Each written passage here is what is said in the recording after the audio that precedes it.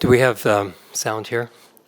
This is a little bit audacious of me, but since we haven't identified the moderator or located the moderator, I'm going to step in and get us started, because I do at least have the knowledge of one of the guests that's on our panel here in terms of being able to do an introduction, so I will do that.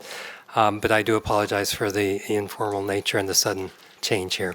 My name is Gary Oba. I'm currently a government relations representative along with my wife, stationed in Addis Ababa, Ethiopia, where we cultivate relations with the diplomatic corps there, focused on the diplomatic corps for the African Union. And so we have had contact in that capacity with one of the guest panelists today, Hazel Dixon, who is an officer within the African Union. She works in the division of the Civil Society and Diaspora division, and in that division, she also handles matters related to the African Union's Interfaith Dialogue Forum, and that was the initial contacts for our being able to get acquainted with Hazel. But Hazel is a career officer within the African Union. She's been there for a number of years, and we have enjoyed the opportunity to see her in action as she has helped organize and present at a number of events at the African Union, specifically related to the Interfaith Dialogue Forum. So without taking further time, we will turn time over to Hazel Dixon. Thank you.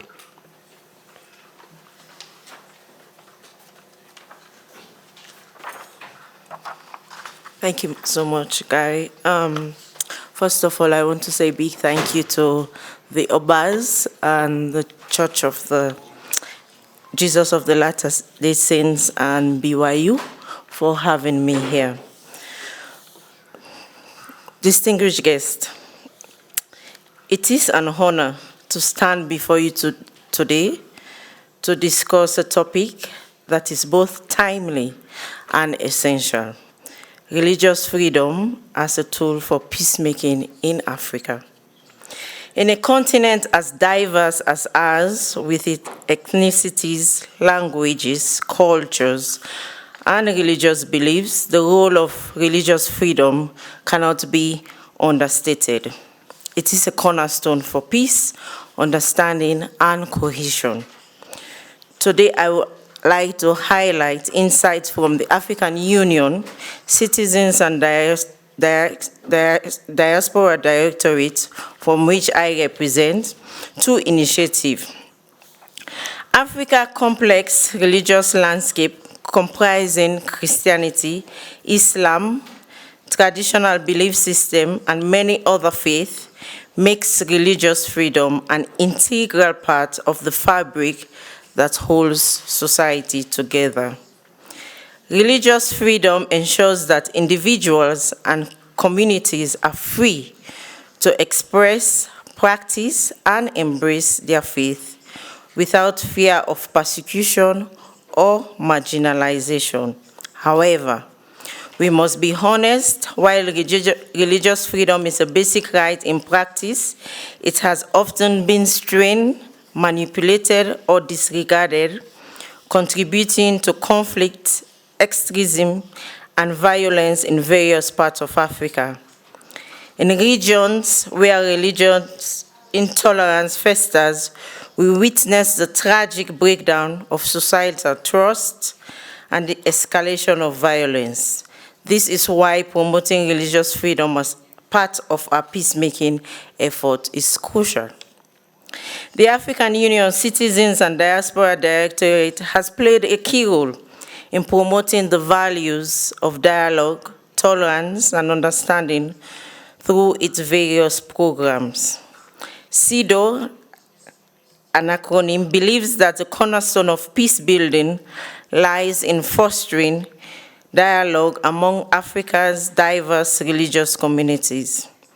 Through interfaith dialogue and community-driven initiatives, CIDO encourages open conversation where individuals and leaders from different faith traditions come to seek common ground. CIDO's approach emphasizes that religious freedom is not about protecting the rights of the individual, but also about creating spaces where communities can thrive together. It is through respectful dialogue and mutual understanding that we can address grievances, dispel misconception, and nurture unity in diversity.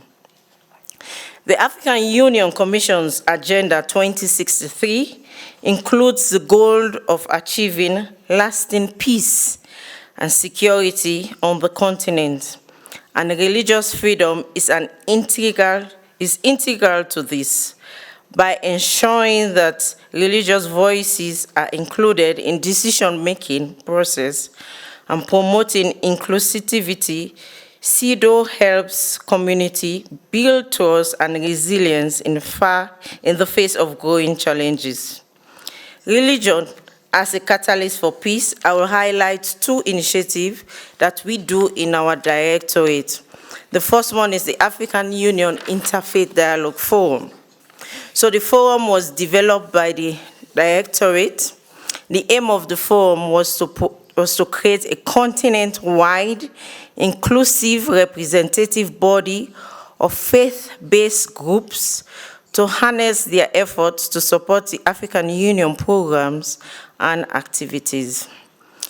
The forum is expected to play a role alongside the AU in conflict prevention, peace building, advocates and promote human rights, promote a common understanding of interfaith dialogue, inform its members of the development agenda and environmental protection, engage in humanitarian action and champion the causes of youth, women and children.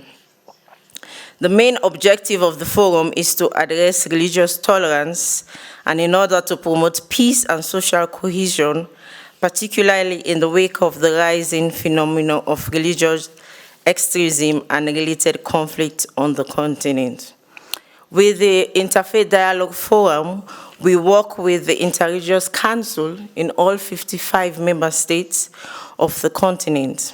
For the member states that do not have Interreligious Council, we work with the main faith-based organization. One of the essence also of creating this platform is to encourage member states to establish the Interfaith Council, Interreligious Council.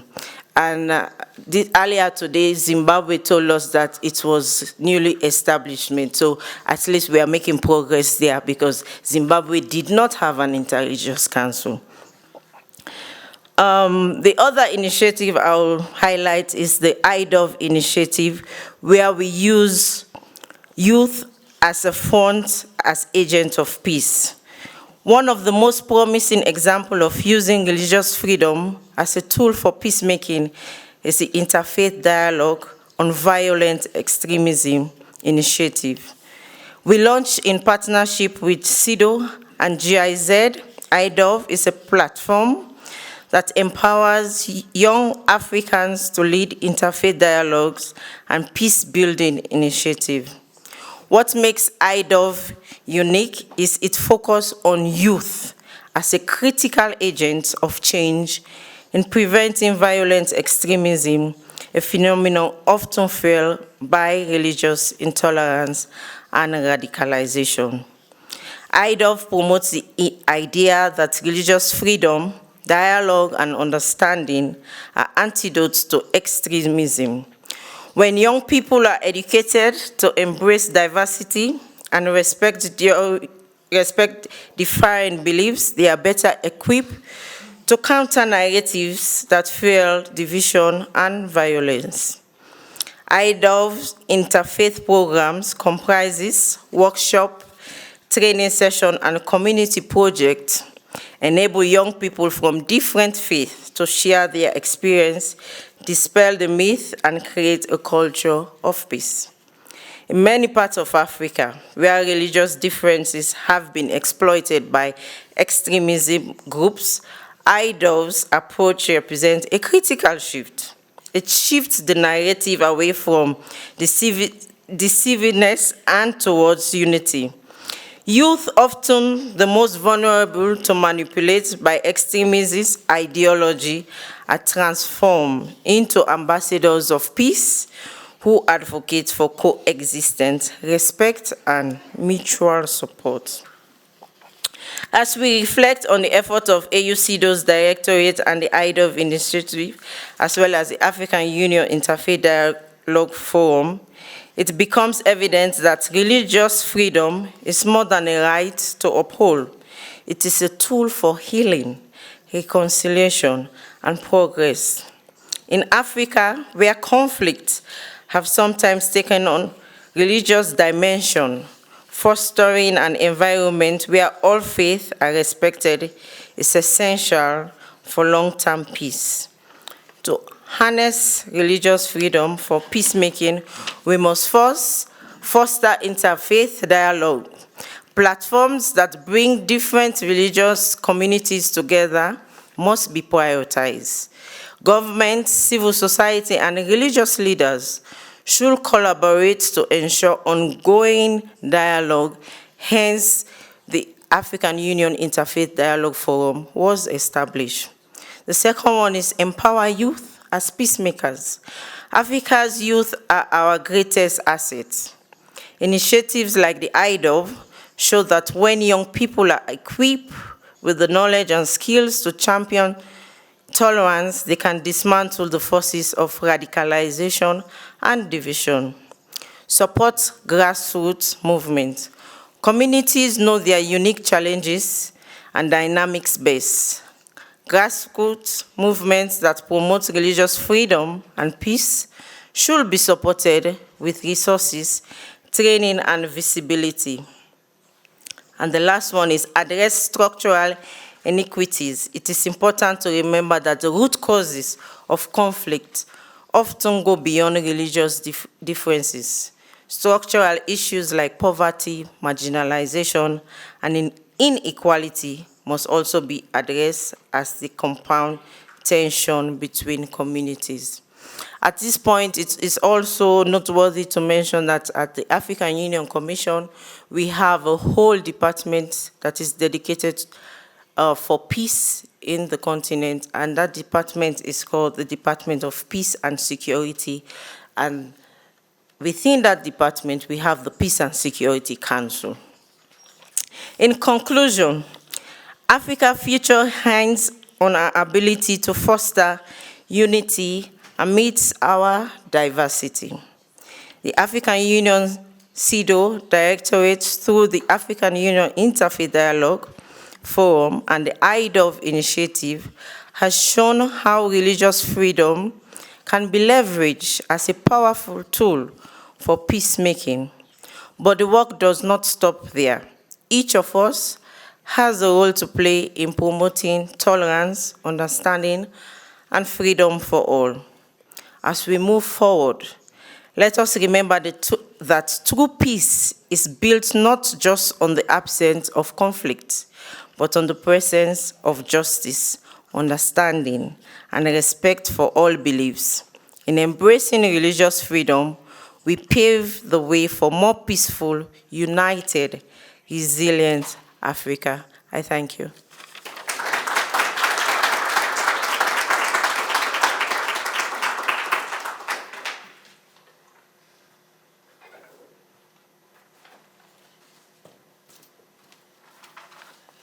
Good afternoon. I am Lloyd Allen. I wanted to make sure that Angelino Segunda received a good introduction. A little bit of background, and please add to it, Angelino, as I am getting through it, add to it anything I miss. Angelino was born in Angola. He has a PhD in civil law, a master in peace building management, and has done postgraduate studies in forensic and philosophical anthropology, also with a focus in criminology. He has been associated with Gregorius Samanda University as the faculty of law, where he has taught political science and constitutional law. He previously served as dean and Faculty of Law at Independent University of Angola, and is currently working and serves as Deputy General Director of INAR at the Ministry of Culture. We're pleased to have you with us. Thank you for coming so far. We're very interested in hearing what you have to say.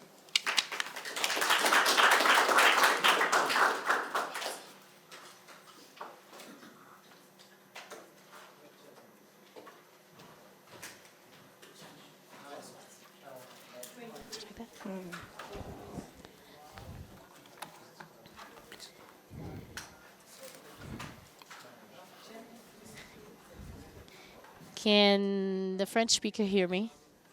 If you guys can hear me. I hope everybody can hear me. Muito boa tarde. Good afternoon. Espero que estejam bem. I hope you're all well. Permitam-me fazer I a would minha like apresentação to start my língua presentation portuguesa. in my own Parece algo Portuguese language. extraordinário. It might be a little different in a way Nosso that modo nos impõe falarmos em língua inglesa. it will. Portanto, We were requested to speak in farei English, questão but I need to de, speak na in minha Portuguese. apresentação, embora em língua portuguesa, And even consiga in Portuguese, I can present my thoughts. como foi Well, dito, as you respondo pelo nome heard, de Angelino Segunda. my name is Angelino Segunda. Sou diretor geral adjunto do Instituto. I am the director I'm the Deputy Director General for the National Institute of Religious Affairs in Angola. I'm here representing the Ministry of Culture that unfortunately he wasn't able to be here, but asked me to be here in his behalf. Before we start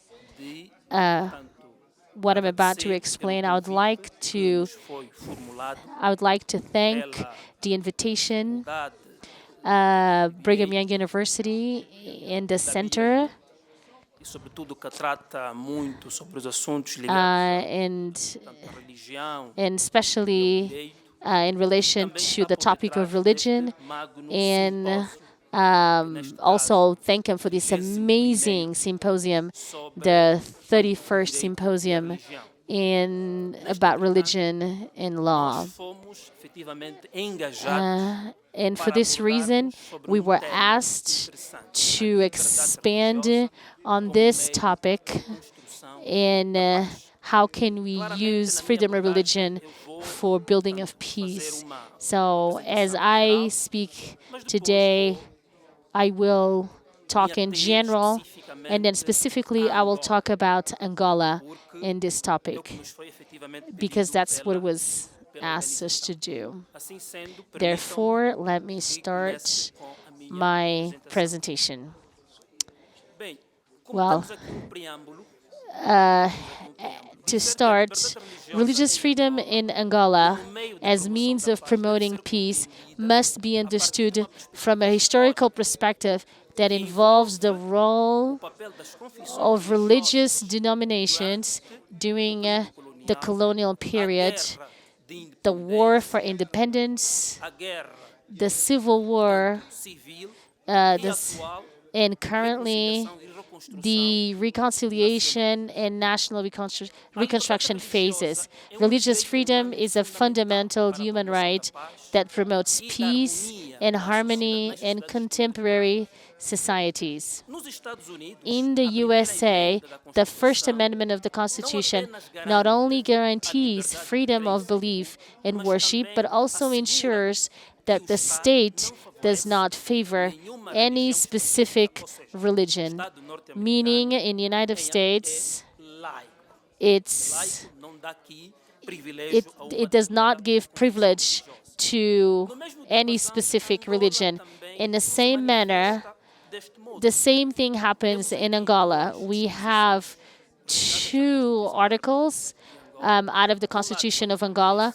One, Article 10, that says the state recognizes and respects the different religious denominations, ensuring their freedom to organize and carry out their activities as long as they comply with the Constitution and the law.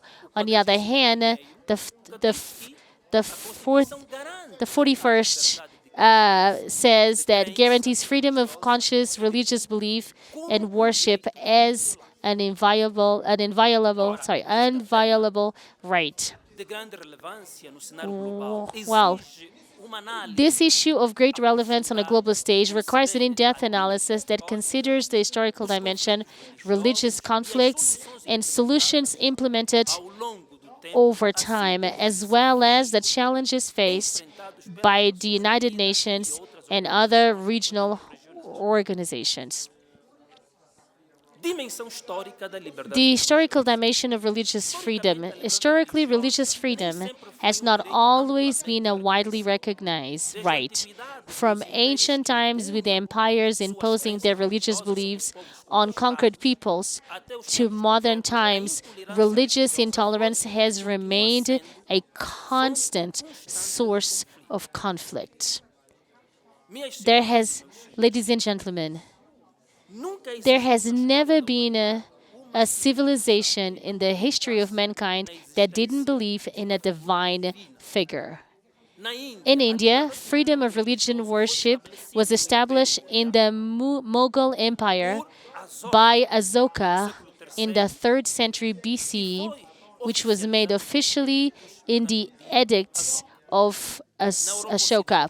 In the Western Europe, the first legislative document issued on religious freedom is the Edict of Milan, promulgated by Emperors Constantine I and Licinius in February 1313 after the Battle of Ponte Milvia, which took on the 28th of October 1312 during the civil wars of the Roman Empire. This event began a process of official acceptance and recognition of the various beliefs within the Roman Empire. According to the traditional interpretation, Constantine and Licinius signed the edict in Milan today, guaranteeing all citizens, including Christians, the freedom to worship their own deities. The edict put a definitive end to the persecution of Christians, and this is of Milan. In modern times, the principle of religious freedom began to gain strength after the Enlightenment era, culminating in the 1948 Universal Declaration of Human Rights, which established the freedom of religion as an essential and fundamental human right. The separation of church and state, adopted in several democracies, has allowed a society to flourish where different religions can coexist in peace. In Angola, after the Bices Accords in 1991, which is the document that institutes the democracy in Angola, which sought a ceasefire, it sought a ceasefire. The churches were at the forefront of disarmament campaigns and the reintegration of ex-combatants. The period also saw a significant increase in religious freedom, which the state adopting an officially secular position and allowing greater expression of faith. The United Nations in the international law. At international level, the UN places religious freedom as an essential and fundamental human right. The Universal Declaration the Declaration of Human Rights, Article 18, establishes that everyone has the right to profess, practice, teach, and change their religion, which is reinforced o Pacto Internacional dos Direitos Civis e Políticos, which is reforça reinforced in the efetivamente international o direito covenant, in the international da União Africana. covenant of civil and political A Carta rights. Africana dos In the Direitos African Union, on the African continent, the African Charter of Human and People's Rights, known as the Banjul Charter, guarantees freedom of religion and belief. A Comissão The Africana African Commission on Human Rights and People's Rights monitors the implementation of these rights and acts in contexts onde where a liberdade religious freedom may be threatened por questões by de intolerance, discrimination, or violence. dada a Given the diversidade diversity of religious traditions on the African continent, the African Union plays an important role in mediating religious tensions, particularly in countries where coexistence between different religion groups onde coexistem vários is sensitive. religiosos. Praticando na nossa realidade, tanto So, talking about Angola, religiosa é garantida the liberty of Angola, it's so the Constitution of 2010 guarantees religious freedom in Angola and established the separations between state and religious denominations. estabelece o direito de qualquer Additionally, the right to practice any religion or none. Angola é Angola is a country with a rich religious diversity, claramente no topo da pirâmide, including Christianity. existem outras confissões religiosas que importante Additionally and traditionally, the traditional African religions, de Congo, like the Quintuados, Pandismos. temos tanto algumas minorias We also have some of the minorities, including Islam. a nascer. Outros sim, Additionally, como já fizemos referência anteriormente, as we talked about, number 1 of the Article 41 of the Constitution of the Angolan Republic states the freedom of conscience, a liberdade religious religiosa e de culto belief, worship as inviolable. Paragraph 3, on the other hand, states that no one may be questioned by any authority about their religious convictions or practice except for the collection of non-individual identifiable statistical data. minhas senhoras, Ladies and gentlemen, embora a liberdade however, although religious freedom is considered a fundamental right, é um direito fundamental e que não existe it does not require prior authorization. o exercício The exercise, however, of religious practice is regulated by the government for reasons of public safety, por razões de ordem pública public order, e por razões também health, de moralidade pública. and or public morality. Assim, Therefore, como já dissemos anteriormente, as we mentioned before, o artigo 10 Article 10, estabelece que o Estado é laico.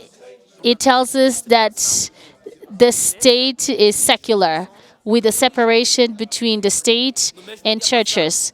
And O Estado reconhece e respeita as diferentes the state recognizes and respects the different religious denominations which are free in their organizations and in their exercise of their activities, provided that they conform to the Constitution and the laws of the Republic and the state.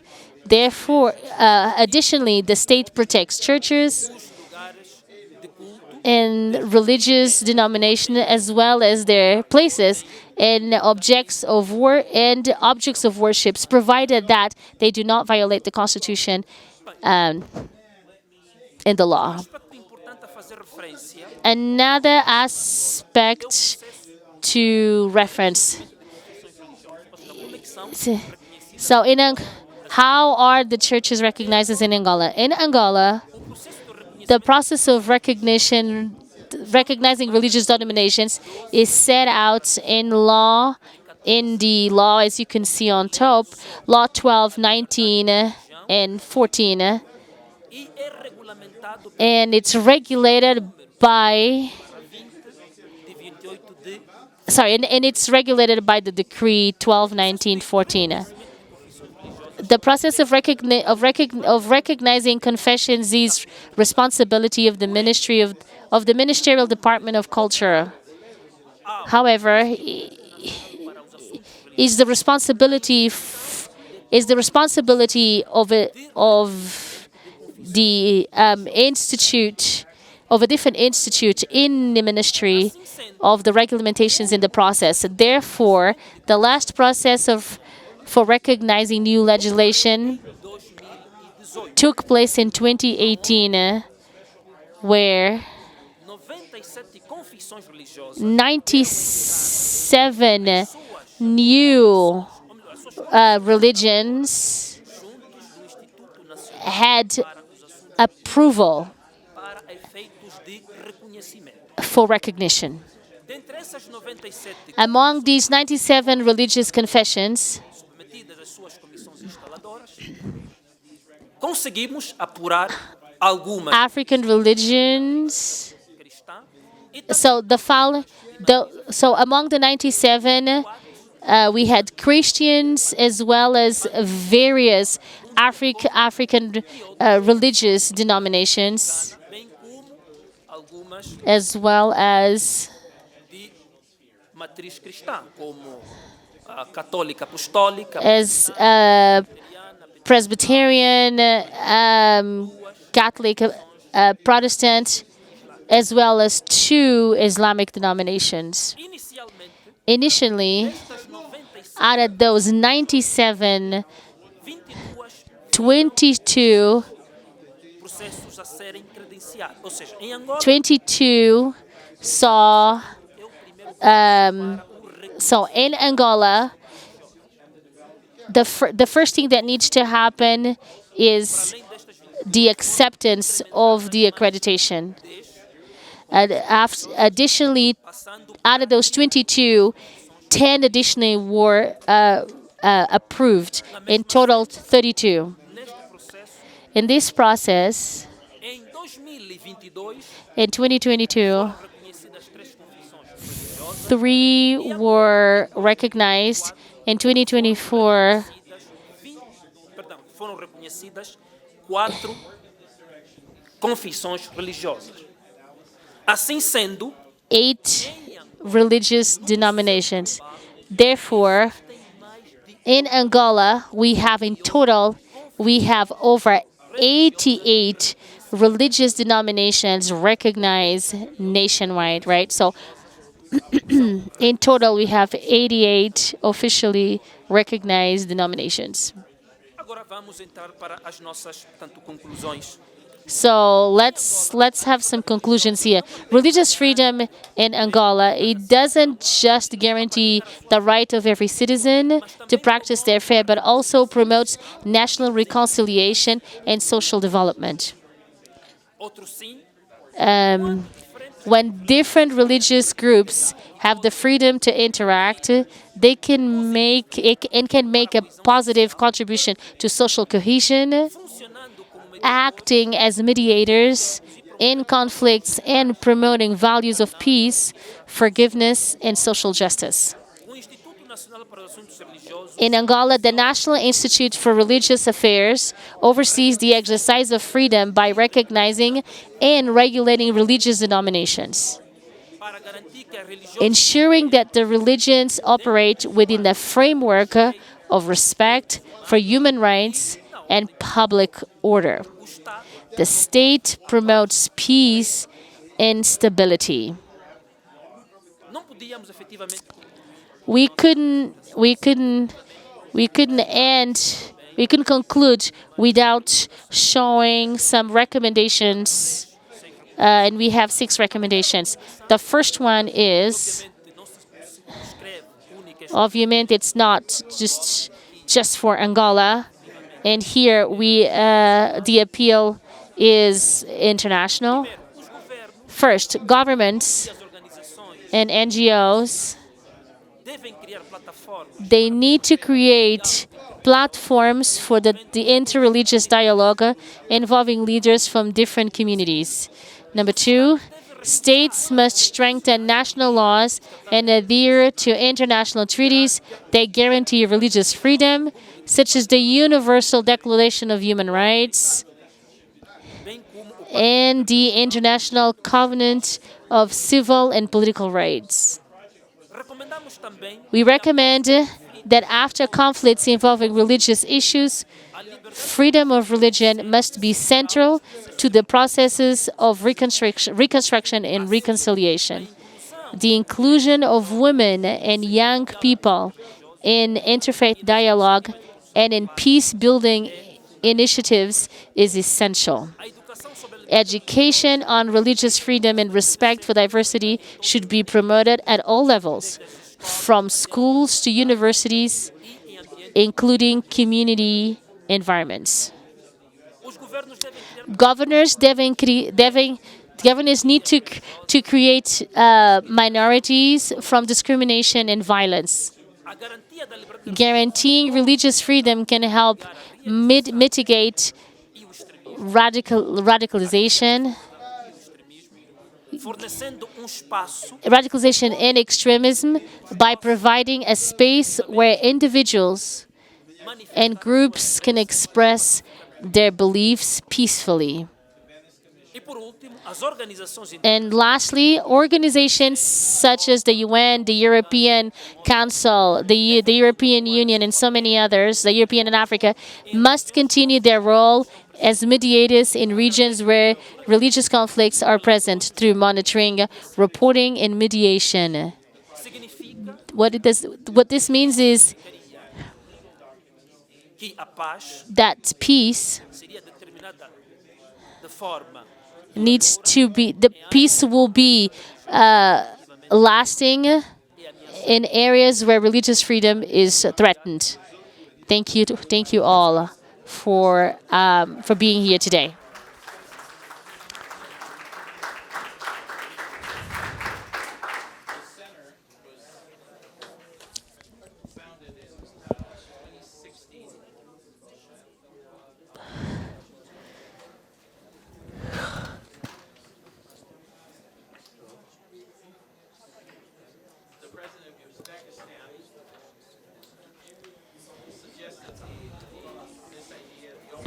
I'd like to thank both of our panelists, Hazel and Angelino, for enlightening us on the state of religious freedom and interfaith dialogue in Africa. We have a few minutes left for questions, so to make this fair, since we're dealing with several languages as well, I thought what we do is solicit first a question for Hazel and let her answer, and then we'll have a question for Angelino, and we have more time, we'll go back and forth. So I'm opening this up. If anyone would like to ask Hazel a question, please proceed.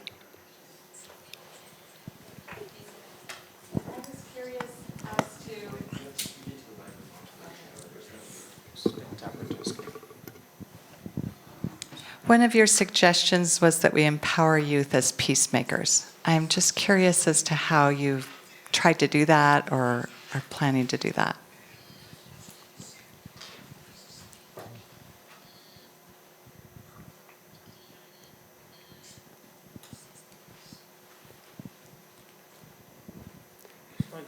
So Hazel, you've got time to answer other questions. You maybe just to elaborate on what IDOV does.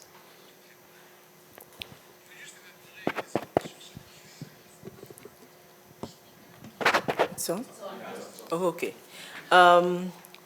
So at the commission, what is basically done, we have like champions. It might be a country, it might be individual.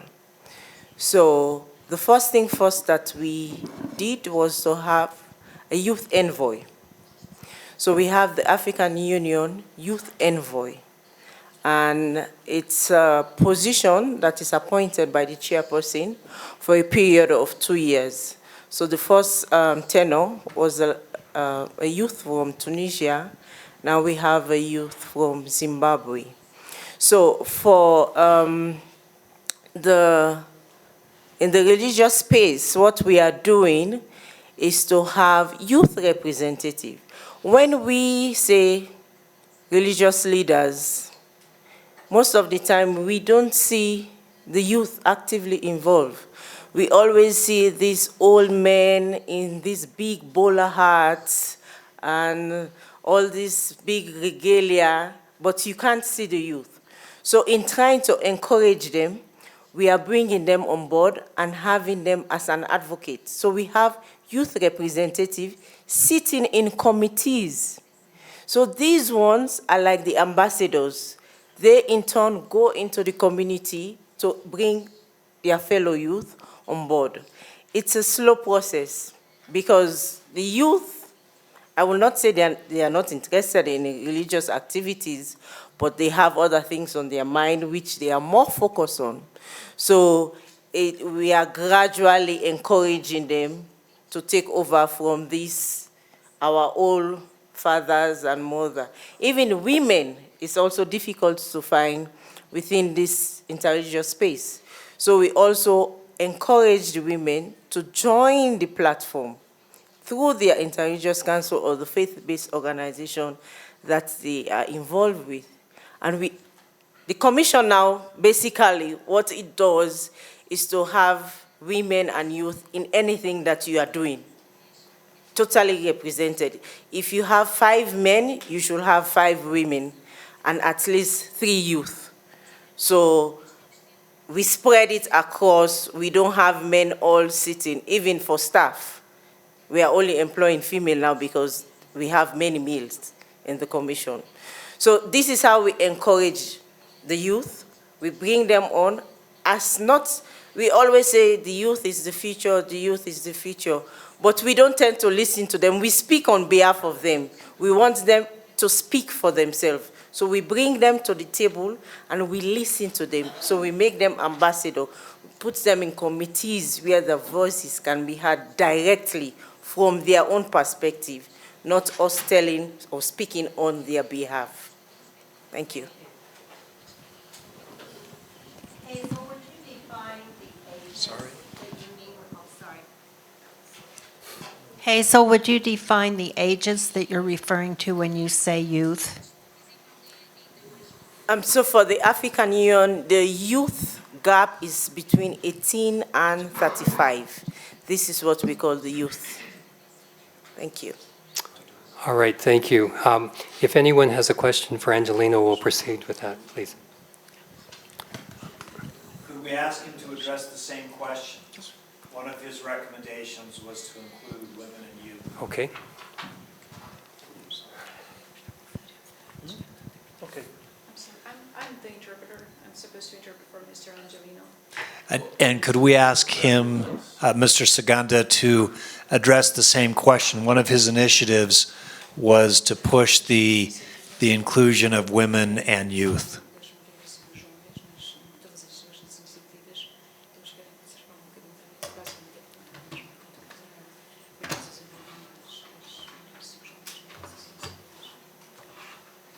Okay.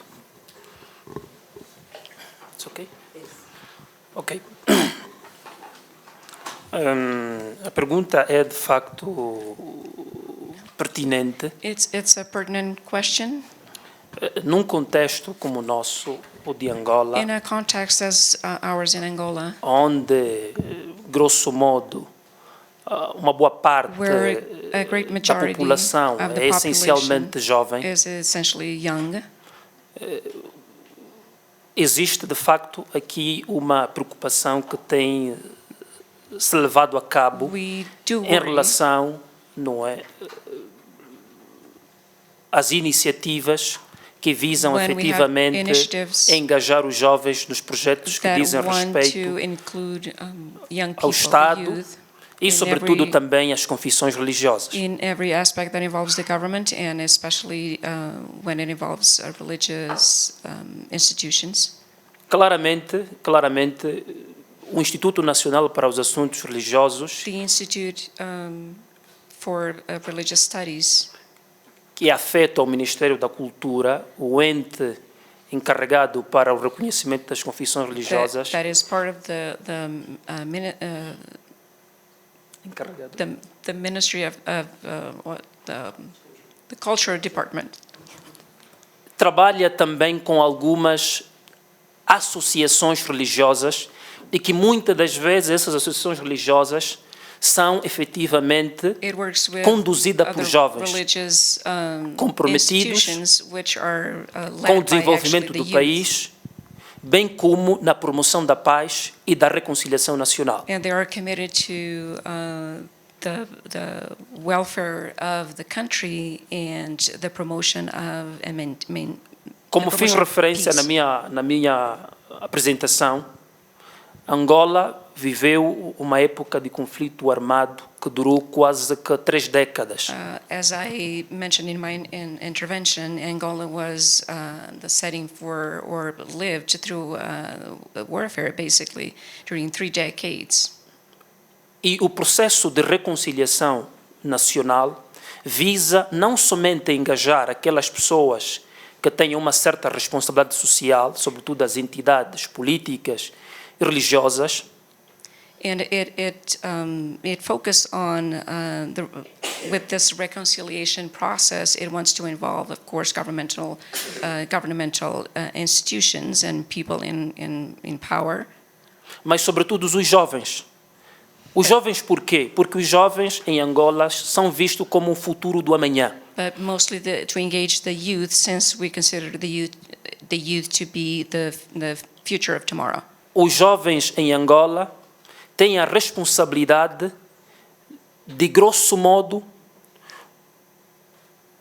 cobrir todas aquelas desavenças que foram efetivamente trazidas e causadas pelos conflitos armados.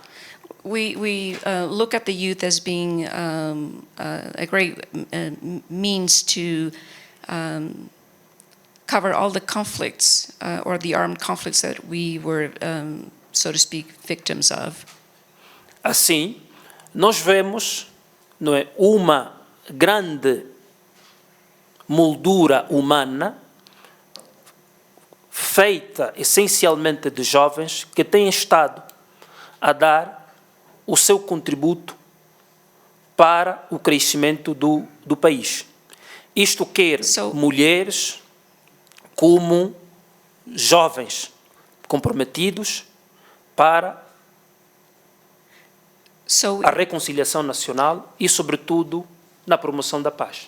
So we look at the youth as a huge human frame, working hand in hand with women and young people, working hand in hand to the betterment of the country, the flourishment of the country, and especially in the process of reconciliation and peace. Associações como Mãos Livres, associações como Type Boys, associações como Escuteiros, Desbravadores, tanto na Igreja Adventista, e bem como as iniciativas também, portanto, de outras confissões religiosas, têm logrado grandes êxitos, portanto, em Angola. We have several and varied associations such as Mãos Livres, Type Boys, the Scouts, the Desbravadores, these ones connected to the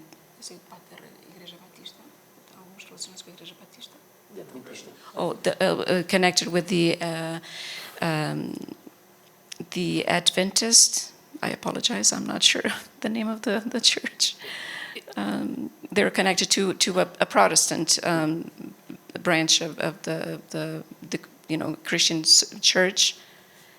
And all of these associations have proved and to have great results when it comes to all of these issues that we're discussing. E mesmo no âmbito político, se assiste por parte do executivo angolano and even on the political scope, uma iniciativa gigantesca no sentido de engajar os jovens e as mulheres nos destinos da nação.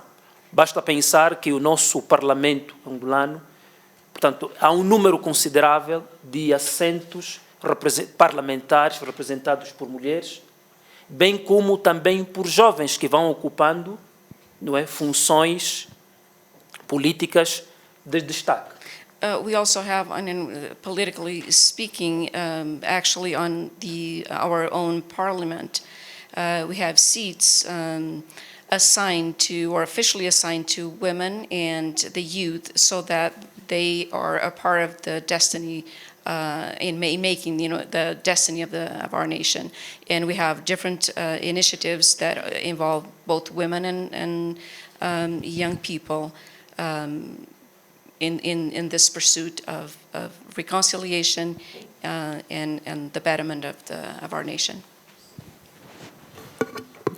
Okay, thank you. It looks like our time is just about up, so let's give both Hazel and Angelino a round of applause.